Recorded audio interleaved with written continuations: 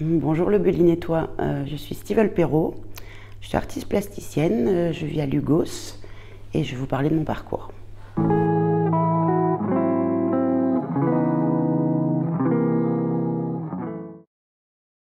Alors, j'ai fait des études de cinéma et d'audiovisuel avec des options art plastique et il y a une trentaine d'années, j'ai démarré par la sculpture. Alors pour la sculpture, mes goûts vont plutôt vers le classique, voire le très classique. Donc je suis allée en Italie, j'ai étudié un petit peu les œuvres de Michel-Ange, du Bernin, Rodin, plus français. Et donc je me suis lancée dans la sculpture, le modelage essentiellement. J'ai pris des cours aux Beaux-Arts pour étudier l'anatomie. Voilà, j'ai fait ça pendant à peu près une dizaine d'années et je suis venue à la peinture par la suite en fait. La peinture, ça m'est venu suite à un déménagement dans un petit endroit où j'avais pas la place de sculpter. Donc je me suis servi de mes patines dans un premier temps pour faire mes premières couleurs et j'ai commencé à peindre comme ça. Et là pour le coup c'était un style totalement différent parce que beaucoup plus spontané, beaucoup plus naïf. Pas avec une recherche de réalisme ou de figuratif du tout. Voilà, sur l'invitation de Myriam, donc de la bibliothèque, j'ai passé un mois là dans cette salle. Donc l'expo dure jusqu'à la fin de cette semaine. Et j'y ai mis vraiment beaucoup de choses. C'est une espèce de rétrospective. Donc il y a des travaux là qui datent d'une vingtaine d'années, jusqu'à aujourd'hui, et qui représentent un petit peu toutes les techniques que je peux utiliser. Donc il y a de la peinture, il y a de la sculpture, il y a des bas-reliefs, il y a des mobiles, il y a des blasons. Voilà, il y a beaucoup de choses.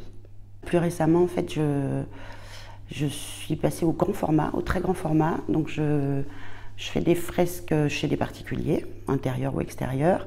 J'en fais beaucoup dans les écoles aussi, avec les enfants. Et voilà, et ma maison est un peu mon terrain d'expérimentation. Depuis donc une vingtaine d'années maintenant, je suis intervenante dans les écoles. Alors pas que dans les écoles, mais beaucoup dans les écoles quand même.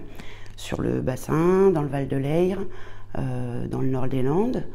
Et donc j'interviens pendant le temps scolaire dans les classes, essentiellement avec des primaires, où je transmets ma passion et mes connaissances et différentes techniques aux enfants. Parce que ça, je pense que c'est quelque chose de très important. Voilà.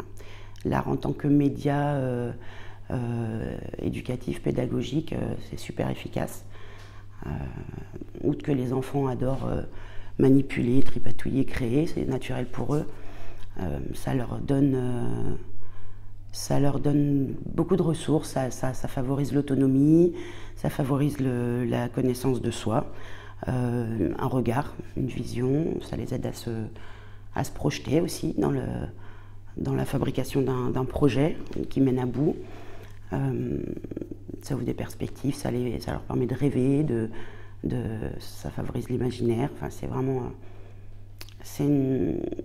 un super outil de développement pour les enfants. Que ce soit la musique, que ce soit la danse, le théâtre, la littérature, on est dans une bibliothèque. Je pense qu'on a fondamentalement besoin de s'évader, de rêver, de se projeter.